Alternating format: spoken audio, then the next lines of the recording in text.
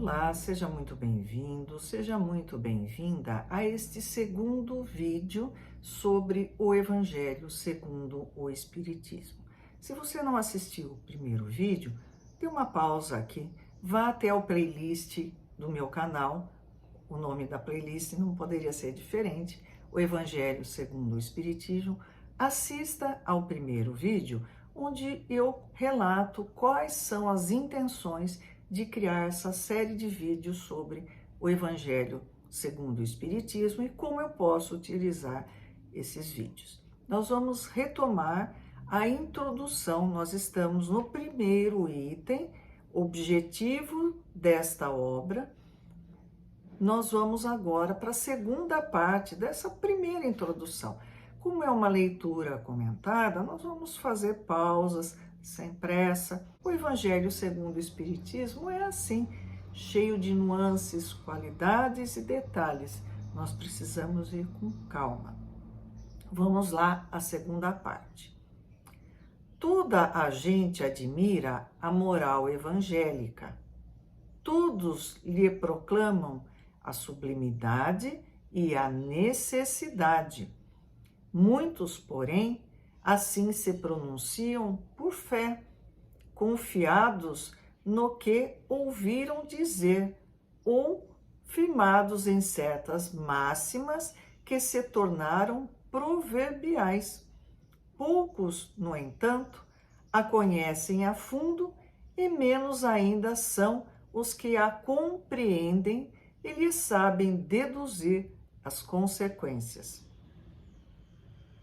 Alguém tem dúvida da importância, dos ensinamentos de Jesus contidos nos evangelhos? Não, só que muitas pessoas têm dificuldade no estudo, têm dificuldade no entendimento.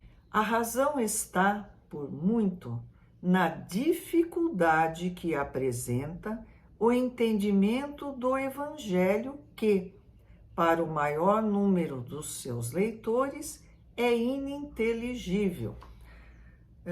Primeiro, não existem traduções completamente confiáveis. Vamos voltar um pouquinho. A palavra Bíblia diz de livros, são diversos livros escritos em épocas diferentes por autores diferentes. Quando esses livros foram traduzidos, existem várias edições com diferentes traduções. Isso dá um impacto no entendimento. Se você gostaria de uma tradução fidedigna, com uma linguagem não tão difícil de entender, eu recomendo a NVI, Nova Versão Internacional. Existem outras muito boas.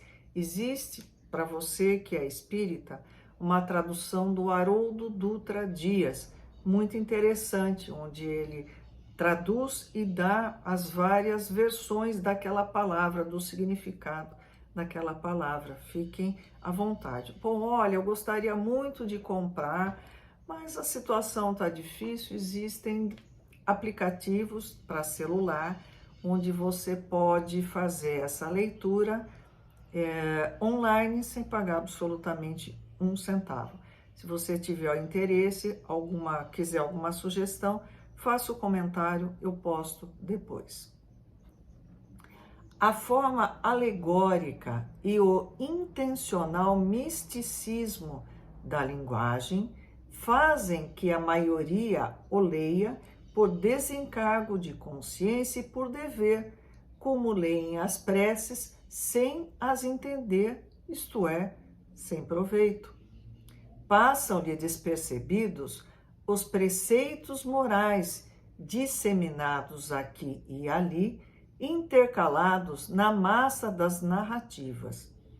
Impossível, então, apanhar-se-lhes o conjunto e tomá-los para objeto de leitura e meditações especiais.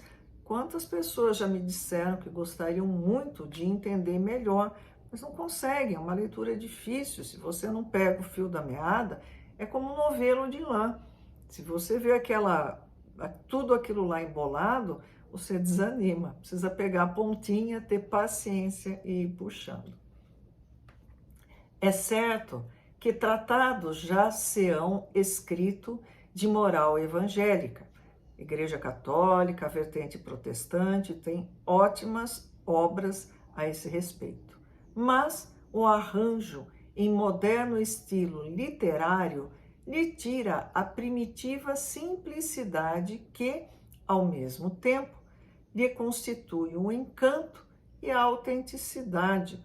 Nós temos que entender o contexto. Aquela obra foi escrita há cerca de 2000 anos para e por um povo que vivia da agricultura e do pastoreio. É uma outra realidade. Não tinha YouTube, Facebook, Twitter, Instagram, era completamente diferente.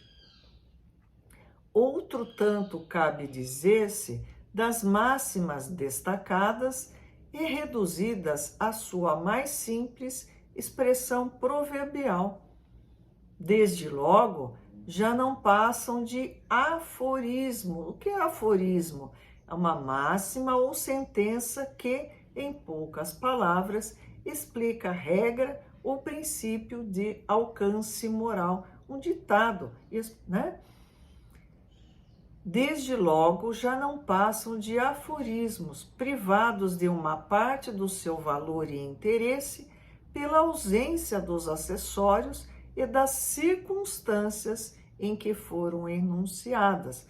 Se você tira essa frase do contexto, o significado pode ser muito diferente do pretendido. Para obviar a esses inconvenientes, reunimos nesta obra os artigos que podem compor, a bem dizer, um código de moral universal, sem distinção de culto. As citações conservamos o que é útil ao desenvolvimento da ideia, pondo de lado unicamente o que se não prende ao assunto. Ele está dizendo que ele faz recortes e junta frases, temas que estão dispersos para, num conjunto, aquilo fazer um sentido melhor. Além disso, respeitamos escrupulosamente a tradução de Saci, não sei se é essa a pronúncia, assim como a divisão em versículos. Vamos entender texto e contexto. Allan Kardec é o pseudônimo de Hippolyte Léon Denisard Rivet. Ele viveu na França. Esse livro ele foi escrito no século XIX. Portanto, as traduções que ele tinha disponíveis eram poucas e não muito bem feitas, e ele escolheu essa tradução. Hoje ela é a melhor? Não, porque nós temos outras, mas é o que ele tinha na época. Em vez, porém, de nos atermos a uma ordem cronológica impossível e sem vantagem real para o caso, bom, ordem cronológica hoje em dia já não é impossível, existe a Bíblia em ordem cronológica. Eu só recomendo para quem já leu exaustivamente Antigo e Novo Testamento e quer ter uma visão cronológica. Então isso já não é impossível hoje em dia, né? E sem vantagem real para o caso, de fato, não tem vantagem nenhuma hoje.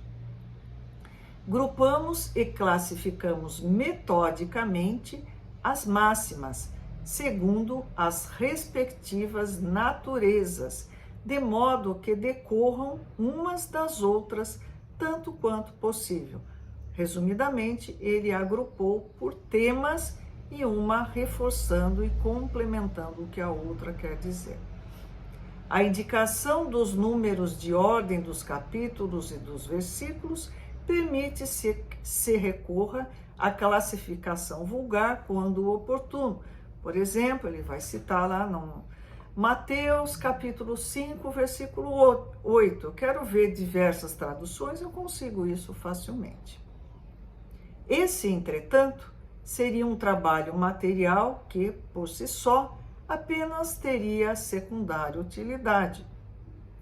Então, se eu só fizesse isso, seria bacana, mas para quê? O essencial era pô-lo ao alcance de todos, mediante a explicação das passagens obscuras e o desdobramento de todas as consequências, tendo em vista a aplicação dos ensinos a todas as condições da vida. Então, Kardec vai não só explicar o sentido, mas como eu aplico isso na minha vida. Foi o que tentamos fazer com a ajuda dos bons espíritos que nos assistem.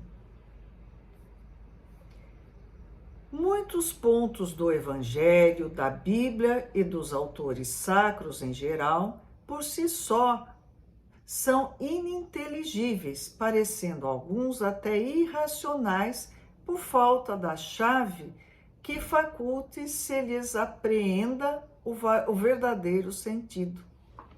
Essa chave está completa no Espiritismo, como já o puderam reconhecer os que o têm estudado seriamente e como todos mais tarde ainda melhor o reconhecerão. O Espiritismo se nos depara por toda a parte na antiguidade e nas diferentes épocas da humanidade. Por toda a parte se lhe descobrem os vestígios, nos escritos, nas crenças e nos monumentos. Essa a razão porque, ao mesmo tempo que rasga horizontes novos para o futuro, projeta a luz não menos viva sobre os mistérios do passado. Como complemento de cada preceito, acrescentamos algumas instruções escolhidas, dentre as que os espíritos ditaram em vários países e por diferentes médiuns. Se elas fossem tiradas de uma fonte única, houvera talvez sofrido a influência pessoal ou do meio, ao passo que a diversidade de origem prova que os espíritos dão indistintamente seus ensinos e que ninguém, a esse respeito, goza de qualquer privilégio. Esta obra é para uso de todos. Dela podem todos aurir os meios de conformar com a moral do Cristo o respectivo proceder. Aos espíritas, oferece aplicações que lhes concernem de modo especial. Graças às relações estabelecidas doravante e permanentemente entre os homens e o mundo invisível, a lei evangélica que os próprios espíritos ensinaram a todas as nações já não será letra morta, porque cada um a compreenderá e se verá incessantemente compelido a pô-lo em prática, a conselho de seus guias espirituais. As instruções que promanam, que têm origem dos espíritos, são verdadeiramente as vozes do céu que vêm esclarecer os homens e convidá-los à prática do Evangelho. Até o próximo vídeo.